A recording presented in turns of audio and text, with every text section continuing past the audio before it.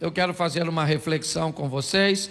Eu tenho falado nos últimos cultos, basicamente todas as vezes, sobre construir relacionamentos fortes. E uma das coisas que tem me motivado a abordar logo de início é o fortalecimento da individualidade. A capacidade que as pessoas têm de estabelecer um domínio próprio, um controle de suas emoções, se tornar o máximo possível senhor delas e não escravo dessas emoções. Habilidosos para, no máximo e num ápice de provocação, controlar, certo? Suas emoções, para filtrar aquilo que sai de sua boca, evitar o máximo possível reagir e sempre responder. A diferença entre uma reação e uma resposta é apenas o autocontrole. Pessoas que reagem sem filtro. Quando você vê, você já falou. Quando você vê, você já fez. Quando você vê, já aconteceu. O que é isso? Isso é a falta de controle, de domínio, de governo. Estou falando disso desde que falei sobre Sol e Lua em Gênesis, logo no início da criação. Mas hoje eu parei para olhar a vida de José um pouco mais de perto e dá pelo menos para pregar só nessa temática de fortalecer o autocontrole, pelo menos umas 10 ou 15 mensagens sobre este moço. Mas eu queria fazer uma reflexão com você bem superficial hoje. Gênesis 37, versículo 2. Coloca para mim, por favor. Enquanto colocam aqui, pastor, como vai ser o Natal, né? Nós estamos mudando o modelo dos nossos anúncios, por isso eles não passaram aqui hoje. Bom, nós não vamos ter culto no sábado, não há culto, aquele culto do sábado, domingo, que seria a comemoração. Nós não vamos ter no Natal, ok? Você passa com a sua família e no domingo, dia 25, nós vamos ter 2 cultos normais, 15 para as 5, certo? 15 para as 18 e às 20 horas. No ano novo, aí sim, nós vamos ter o culto da virada. Vocês vão ver o anúncio depois, começando às 22 horas, terminando, certo? 00:30, vamos ficar assim, para ficar mais fácil. E então, no domingo, dia 1º, já que já tivemos um culto de virada, nós vamos ter apenas este culto, o culto mais cedo, ok? Então, no domingo, dia 1º, não haverá o culto das 20. Tá certo? Então assim vai ser o nosso modelo. Bom, vamos lá, diz assim o texto: estas são as gerações de Jacó. Sendo José de 17 anos, apacentava as ovelhas com seus irmãos, e estava este jovem com os filhos de Bila e os filhos de Zilpa, mulheres de seu pai. E José trazia uma má fama deles a seu pai. Feche seus olhos. Senhor nosso Deus e Pai, em nome de Jesus, eis aqui a tua palavra, continua falando conosco e usa-me, ó Deus, como um canal de bênção, pelo poder do nome de Jesus. Amém. Glória a Deus. Amém. Bom, nós temos algumas informações muito importantes nesse texto acerca desse personagem bíblico, um dos grandes homens da Bíblia num todo, mas principalmente no Velho Testamento ou no Antigo Testamento. José é um cara extraordinário. Nesse versículo aqui, nós temos diversas informações. A primeira é quando a história dele entra em cena, quando as coisas começam a acontecer na vida de José. É muito precoce, é muito cedo. Quando nós olhamos a cultura cuja qual ele está inserido, um homem se tornando, e tomando a maioridade numa idade mais avançada, ok? nós vemos que aos 17 anos de idade, as coisas começam a acontecer na vida deste rapaz. 17 anos, ele já tem por profissão o pastorado. Ele é pastor de ovelhas. É importante observarmos que nessa ocasião, ele é o filho mais novo. Ele está ao lado das referências. Seus irmãos, todos mais velhos, encabeçados por Rúben, certo que é o primogênito de Jacó. É importante entendermos que José já nasce num ambiente estabelecido, e ele não é muito bom. Nós vemos esse texto terminar que há uma má fama, há um comportamento incorreto. Esses rapazes não seguem as instruções, eles não cumprem os protocolos estabelecidos por seu pai, tanto nas orientações de seu pai, quanto na obediência a Deus. Ou seja, a história de José, ela talvez esteja bem colocada hoje para nós, onde as coisas estão começando cedo demais.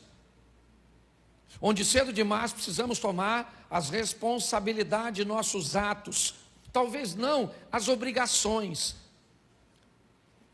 Porque a minha geração, ela se fortaleceu de uma tal forma que ela facilitou a geração de vocês. Vocês não sabem o que é comer carne uma vez por semana, certo? Vocês não sabem o que é não ter acesso a um Danone, a um sorvete, a uma Coca-Cola. A geração de hoje não sabe o que é isso. Provavelmente aqui quase todo mundo come carne quase todo dia. Pode não ser a melhor carne do mundo, mas é. Tá certo?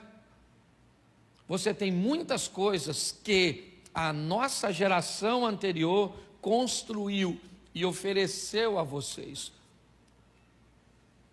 Mas inevitavelmente vocês têm que lidar com as responsabilidades das ações. As referências estão aí, é importante você olhar isso. E cabe a você definir o que você vai copiar, o que você vai modelar, como você vai se comportar. Porque as referências estão aí, boas e ruins, perto e longe, sempre estiveram. É importante você entender que esse camarada é o filho mais novo, que está olhando para uma equipe de nada mais, nada menos, 10 irmãos. Ele é o 11º, Benjamim ainda vai nascer, e Diná, uma menina. Então 10 rapazes precedem José, com um comportamento incorreto, com uma postura que não é das melhores, influenciando um garoto ainda em formação, de 17 anos, trabalhando junto com este garoto. Ou seja, José, ele vai conviver neste ambiente de corrupção, neste ambiente tóxico, com 17 anos de idade. Talvez isso deformaria você, talvez isso criaria problemas para você, mas para ele não. Ele conseguiu sobreviver às referências negativas. Porém, José não é perfeito como ninguém. José tem uma postura que talvez não seja uma postura muito legal. É muito legal nós falarmos da má fama dos outros, mas neste versículo eu também encontro algo que me dá direito a não falar tão bem de José assim, a sua postura de denúncia. Nesse texto nós já vamos começar a descobrir que os irmãos também têm motivos para não gostar dele, porque ele é alguém que leva a fofoca, ele é alguém que leva informações negativas. Eu não vejo em nenhum texto bíblico que este garoto de 17 anos tenha confrontado seus irmãos pelo comportamento negativo. Talvez porque não se sentia em autoridade, eu entendo perfeitamente. Mas ele vai para casa e conta para seu pai que seus irmãos estão com comportamento incorreto. Então, diga-se de passagem, os irmãos de José não precisa que ele sonhe para ficar com raiva dele. Às vezes nós olhamos para alguém contando uma história a nosso respeito, ou a respeito de alguém, e nós não paramos para pensar que por mais certo que alguém esteja ao olhar a alguém fazendo uma coisa errada, nós precisamos também dar uma olhada na nossa postura no que diz respeito a isso. Ele vai para casa e conta para Jacó: ó papai, Rubem está vacilando, Judá não está indo bem, Isacar está com problemas, Zebulum está fazendo isso, Gade faz isso, Azé faz dessa forma, Simeão faz desse jeito. Então pare e pense. 17 anos de idade, um menino trabalhador, é verdade. As referências são seus irmãos, elas não são boas, e sua postura é uma postura de denúncia. Ele é aquele tipo de gente que não aguenta ficar quieto se vê alguma coisa de errado. Não tem nenhum problema nesse modelo, o denunciante. Só não queira a admiração dos outros quando você expõe o problema das pessoas. Tá certo? Não estou dizendo que você está errado de falar. Eu estou dizendo que não vão te apreciar. Então pare de querer que as pessoas gostem de alguém que fale o que os outros. As pessoas estão preparadas para ouvirem o que quer e não o que precisam. Quem fala para o outro o que ele quer ouvir provavelmente vai ser muito amado, mas quem fala para o outro o que ele precisa ouvir pode saber que não vai ser amado. Pastor, o que você está querendo dizer? Que eu tenho que ver as coisas erradas e ficar quieto? Não, você tem que continuar denunciando, mas ser maduro o suficiente para saber que as pessoas não vão gostar de você e pronto. Isso torna você uma pessoa bem resolvida. Eu faço desse modelo, certo? Faço com amor, com respeito, mas eu denuncio, ok? E se as pessoas não vão gostar de mim, elas não vão gostar de mim por uma postura cuja qual eu aprovo em mim. E se você não precisa da aprovação dos outros, não se preocupe com a crítica deles. Se preocupe com a crítica daqueles cuja qual você precisa de aprovação. Quando nós olhamos para isso, é isso que vemos. A história dele vai piorar um pouco neste versículo. Capítulo 37, verso 3. Dá uma olhada no texto. Israel, seu pai, Jacó, vamos colocar assim, para ficar mais fácil de você entender. E Jacó amava a José mais do que a todos os seus filhos, porque era filho da sua velhice, e ele fez uma túnica de várias cores. Preste atenção. Os irmãos dele já não gostavam muito dele, por quê? Porque ele fazia, pode falar, isso, fofoca, só para você não esquecer. Depois você troca outra mensagem quando você for falar para alguém, senão você acaba fazendo fofoca do José. Certo? Mas os irmãos não gostavam dele porque ele falava dos erros dos irmãos. Mas esse texto piora. Além de levar má fama dos irmãos para o pai, José tem algo nesse texto que dói demais. Aliás, duas coisas. Primeiro, a atenção e o amor. José vê canalizado para ele, e também não é difícil de explicar, é só você olhar a história de Jacó. Ele casou com Bila por engano, porque para mim tinha tomado uns graus. Não tem lógica, não tem lógica. O cara trabalha 7 anos para casar com a dona, enfia um outra na tenda e ele não vê. No mínimo 7 anos trabalhando no dia da festividade, o cara tá doidão, maluco. O vinho era permitido, símbolo da alegria. Ele falou: meu irmão, depois de 7 anos trabalhando para pegar essa dona, eu vou comemorar. Encheu a cara. O sogro malandro trocou a mulher.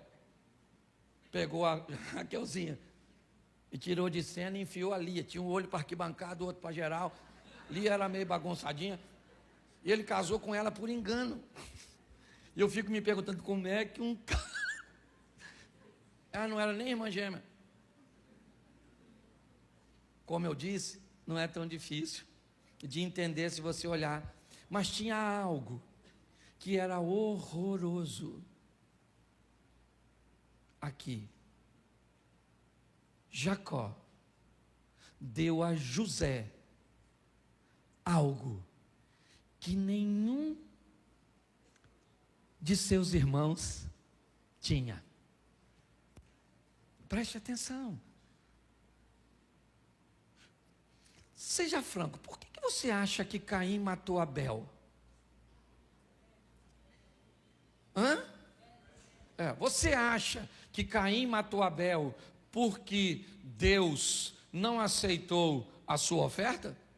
Não. Aliás, se Deus tivesse rejeitado a oferta de Caim e rejeitado a oferta de Abel, não haveria inveja. O problema é que Deus aceitou a oferta de um e rejeitou a do outro. O que feriu Caim não foi ver o fogo não descer sobre o seu altar e sobre a sua oferta. O que feriu Caim foi ver o fogo descer na oferta do Abel. Preste atenção aqui, gente. O tempo inteiro você vai viver uma vida onde pessoas têm coisas melhores que as suas. Elas podem comprar num dia o que você não tem dinheiro para comprar uma vida inteira. Pare para pensar. Maturidade, controle, relacionamentos fortes com quem? Com você mesmo. É o meu propósito hoje aqui. É mostrar a você que a dor dos irmãos de José também foi muito estabelecida pelo pai, que literalmente deformou seus filhos, literalmente feriu seus filhos, quando demonstrou preferências por um deles, quando começou a dar a José coisas que seus irmãos não tinham. E agora, ele era o único cara que andava com uma túnica diferente, mais bonitona. Preste atenção, nós temos uma proposta sendo estabelecida no mundo. Chegou faz tempo na Europa, já está estabelecendo nos Estados Unidos. Tem um vídeo veiculando aí muito legal de uma mulher que fala bem o português, traduzindo. A proposta do sistema governamental do mundo é: você é feliz sem nada. Esse é o slogan. Qual é o perigo desse slogan? É que ele diz apenas você é feliz sem nada. Ele não diz nós. O que indica que a estrutura é: um grupo bem pequeno tem tudo e um grupo bem grande não tem nada. E pasme você, ele é maravilhoso. É uma proposta extraordinária para a classe que já não tem quase, porque preste atenção, não se sabe se dói mais não ter, ou se a dor de verdade é um ódio enrustido de quem tem. Às vezes é muito confuso. Será que o que me dói de verdade é não ter? Ou será que o que me dói de verdade é ver você tendo, você andando, você usufruindo? Agora preste atenção, que entre o quase nada e o nada está a vida.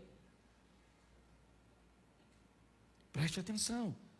Quando um pobre pensa que a proposta de não ter nada atrapalha mais alguém que está mais acima do que ele, do que propriamente ele está esquecendo que sem nada, praticamente todo mundo vai viver a miséria.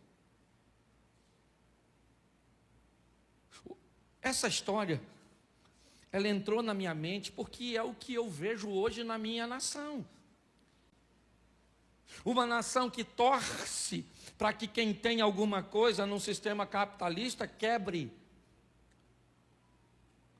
se destrua. Porque pelo menos eu vou conviver com uma dor menor, que agora pessoas que têm muita coisa não vão ter. Mas prestem atenção. A proposta não é tirar um pouco do que ela tem, é tirar tudo. Esse é o grande desafio. Quando eu olho para esse texto, por isso que às vezes a gente brinca dizendo que a Bíblia, ela é mais atual que o jornal de amanhã. Nós olhamos e vemos claramente um ambiente sendo preparado, e é o que vemos aqui. Olha só, os irmãos de José não gostam dele, é verdade, porque ele fala demais? Sim, mas fique tranquilo, porque esse cara vai amadurecer. Eu estou falando de um garoto de 17 anos, eu estou falando de um adolescente, de um jovem, que tem direito a falar demais, que tem direito a contar seus sonhos para quem não deve, que tem direito a se atrapalhar. Mas eu vou chegar lá na frente e vou te mostrar que um dia esse garoto vai virar um homem. Mas qual é o problema? É que hoje nós estamos cheios na igreja de gente que não tem mais 16, 17, 18 anos. Está com 25, 30, 40, 50, 60 anos e que ainda não amadureceu. Tem problemas no casamento que são coisas infantis. Pare e pense. Está aqui, ó. Ele tem coisas que o irmão não tem. E ele usa. Ele usa. Sabe, é como a senhora ir fazer uma visita. Deixa eu pegar um local aqui. Numa comunidade carente, com a bolsa da Louis Vuitton. É como você entrar numa comunidade para fazer uma visita a uma família carente, numa Mercedes-Benz. Tem alguma coisa de errado com o local? Não, com você. Nós precisamos saber para quem mostramos as coisas. Boa parte das pessoas que vivem ao nosso redor não são capazes de digerir o que nós temos, o que nós somos capazes de fazer. O seu potencial, ele incomoda muita gente. A sua beleza incomoda muita gente. O seu sorriso incomoda muita gente. A sua casa incomoda muita gente. O seu estilo de vida incomoda muita gente. Sabe o que esse cara vai fazer? Preste atenção, verso 5. Sonhou também José um sonho e contou aos seus, e por isso os aborrecia. Eles o odiavam cada vez mais. José tinha que parar de sonhar, sim ou não? Sim ou não? O que ele tinha que fazer? Parar de falar de seus sonhos. Para todo mundo ele tinha que parar de falar? Não.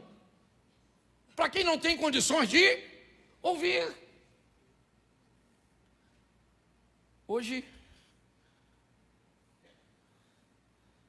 ontem foi, rapaz, eu não sei mais.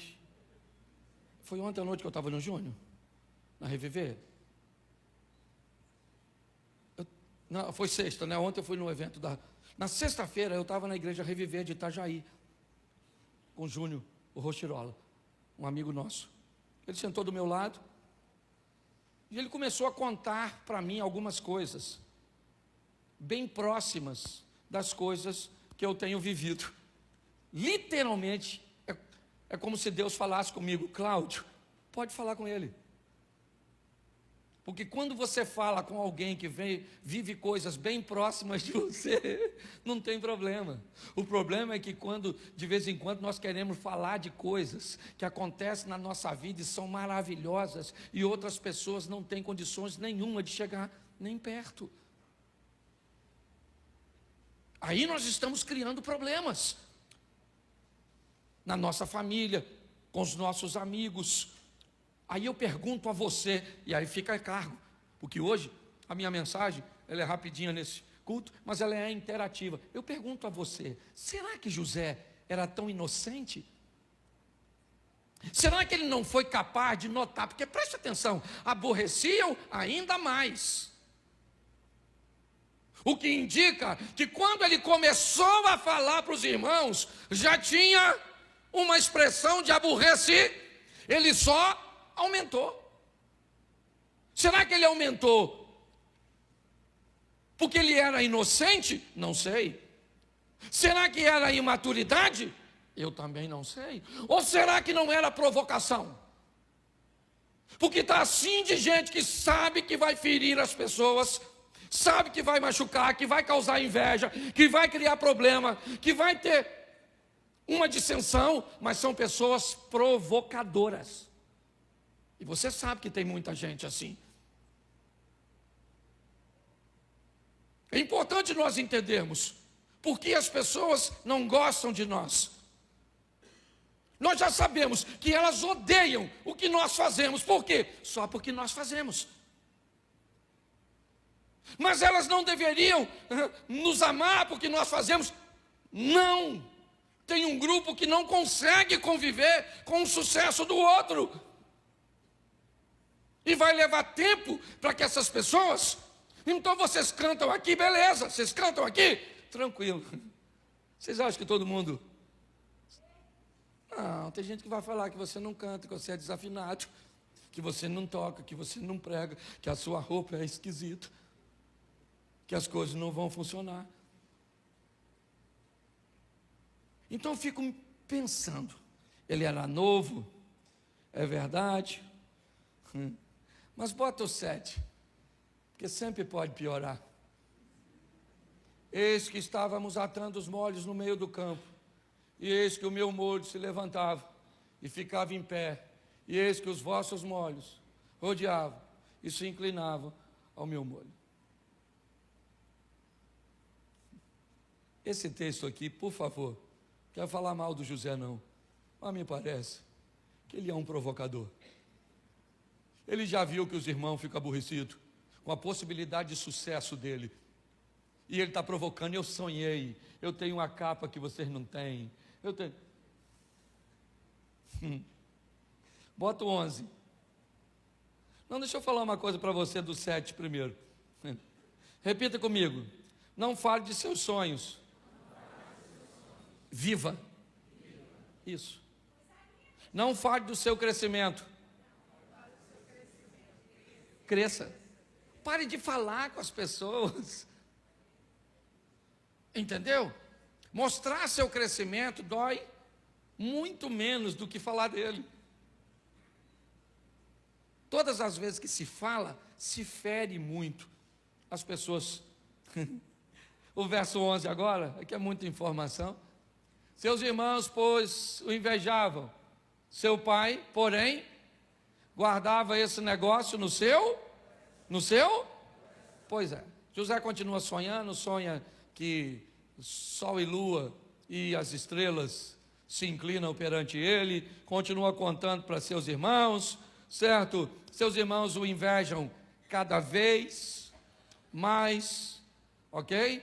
Seu pai guarda o silêncio. Jacó é aquele cara que não entende, mas não questiona.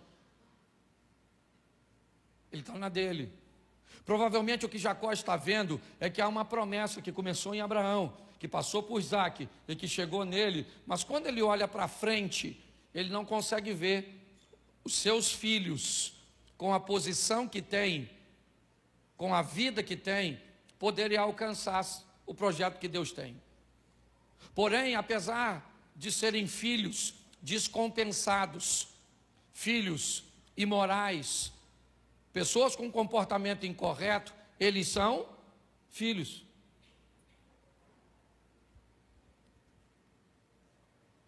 Então ele guarda no coração e fica só observando.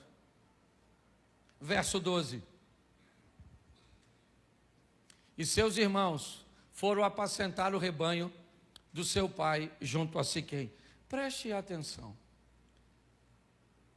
O mesmo pai, a mesma profissão, o mesmo Deus, o mesmo período. Esses rapazes têm tudo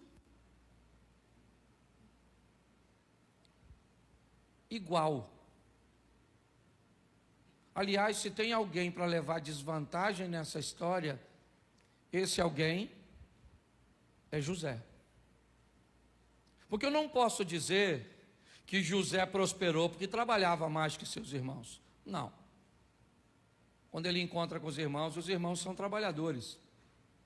Eu não posso dizer que Jacó financiou José e não financiou seus irmãos, porque a única coisa que ele tinha de diferente de seus irmãos era uma capa.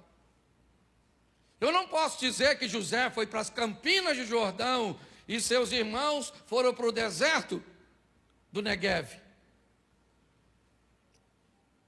porque não foi isso que aconteceu. Mas José vai descobrir agora, através de seus irmãos, algo poderosíssimo. A hora de ir embora, a hora de sair de perto. Chegou o momento em que não dá mais para ele. Se ele continua ali, seus irmãos vão matá-lo, porque José é um cara que vai romper. Se não romper no Egito, ele vai romper onde ele está. Se Jacó não botar a mão sobre ele, ele vai romper, porque José foi um cara que resolveu viver o que Deus tinha para ele. Ele é vendido pelos seus irmãos. Preste atenção. Ele é vendido pelos seus irmãos e não é morto. Ele não morre porque Deus não deixa. Mas às vezes, irmãos, muito pior do que te matar é ferir seu coração.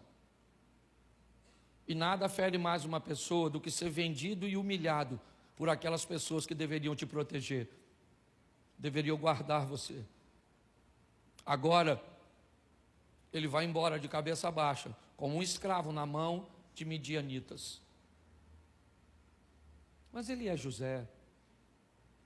Ele deve ter aprendido alguma coisa lá atrás. Ele deve ter aprendido a não falar demais. Ele deve ter aprendido a não provocar. Ele deve ter aprendido alguma coisa com as lições. Então ele chega na casa de Potifar. E na casa de Potifar, ele vai me mostrar que ele amadureceu. Porque Potifar confia nele de uma forma tão extraordinária que tudo está na mão do José. E José não mexe em nada do que é do Potifar. Nada. Nunca reclamou que trabalhava demais, nunca disse que estava trabalhando demais e enriquecendo o outro. Não. A mulher do Potifar gostou do José. Disse para ele: cara, você já administra tudo que é do meu marido, só falta eu. Eu não sei nem se a expressão eunuco era eunuco de verdade. A Bíblia era muito comum homens se casarem com mulheres na Bíblia e nunca manterem contato sexual com elas. Era comum isso acontecer em algumas situações, principalmente, certo? Quando tinha recurso, ele era um eunuco, uma expressão também utilizada, certo? Para alguém que foi castrado. Eu não sei. Eu sei que a mulher está de olho no José. E você acha que José não pegou aquela mulher por quê? Por causa de seus princípios. Eu fico pensando se fosse Rubem, Simeão, Mas José não pegou. E mais do que não pegar, ela falou para o marido que ele agarrou ela. Se fosse o José de 17 anos, sabe o que o José teria falado? Potifar? Peguei não, cara. Peguei não peguei porque não quis. Porque ela está dando em cima de mim, dando mole, essa vadia. Ele falou alguma coisa? Ele falou alguma coisa? Porque ele amadureceu, ele calou a boquinha dele. Ele foi para a cadeia de boca fechada. O cara é maduro. Na cadeia ele não sonha, mas interpreta sonho dos outros. Quando os irmãos chegam, ele descobre que tem gente que não cabe na sua vida lá atrás, quando você está crescendo, mas que vai voltar depois que você já estiver grande. É assim que funciona. Quando os irmãos pensam que agora as coisas vão acontecer, e preste atenção, quando José vê seus irmãos chegando para fazer compra pela primeira vez, o que ele faz? Você lembra? Acusa seus irmãos de espionagem e manda prender os caras. Porque quando José viu os irmãos, ele lembrou da cisterna, ele lembrou de toda a perseguição, porque ele era agente. José sentiu raiva, ele mexeu na memória e não gostou do que a memória trouxe para ele. Ele se aborreceu, porque você também tem direito de se aborrecer. Porque você também tem direito de olhar para seu passado e descobrir que lá atrás você viveu coisas. E saiba de uma coisa, Deus nunca vai apagar isso de você. Você quer esquecer quando alguém abusou de você? Não vai. Você quer esquecer quando alguém traiu você? Não vai. Porque é para você lembrar que apesar de tudo que te fizeram, Deus te manteve vivo, Deus te manteve de pé. Então não peça cura de algo que Deus não vai te curar. Ele mexe na memória, viu, lembrou, a raiva subiu. Ele pegou os irmãos e diz: vocês me jogaram numa cisterna porque não tinham uma prisão, mas eu tenho, é para lá que vocês vão. E lá na prisão, os irmãos estão encarcerados. E José começa a conversar com ele mesmo. E quando ele começa a conversar com ele mesmo, ele começa a se perguntar: se esses caras não tivessem me vendido para cá, eu seria quem sou hoje? Será que foi exatamente, eles tentaram me fazer o mal, mas Deus transformou o mal em... Aprenda uma coisa, Jesus encontra com Judas e diz: amigo, lembra disso? A que vieste? Pedro está conversando com Jesus e Jesus disse: para trás de mim, Satanás. Querido, deixa eu fazer uma pergunta para você. Quem é que tinha Satanás? Judas ou Pedro?